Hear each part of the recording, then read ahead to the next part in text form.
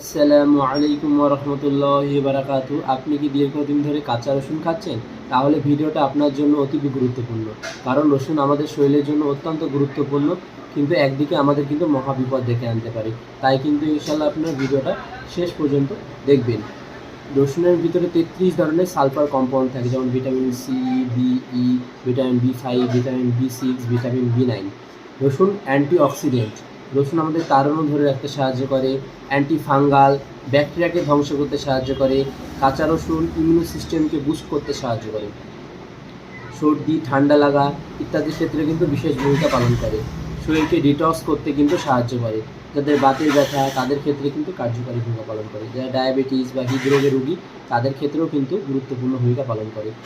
আর যারা যাদের ক্ষেত্রে কিন্তু সমস্যা ডেকে আনতে পারে, তাদের ক্ষেত্রে যারা দীর্ঘদিন ধরে গ্যাস্ট্রিক আলসারে ভুগছেন তাদের ক্ষেত্রে কিন্তু রসুন জ্বালা পোড়া সৃষ্টি করতে পারে।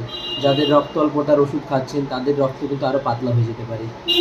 যারা ছোট শিশু যারা কাঁচা রসুন খাওয়াচ্ছে তাদের কিন্তু পেটের সমস্যা হতে পারে। অপারেশনের আগে বা অপারেশনের পরে কিন্তু খেলে চিকিৎসকের পরামর্শ দিয়ে খাওয়াবে। আসসালামু আলাইকুম।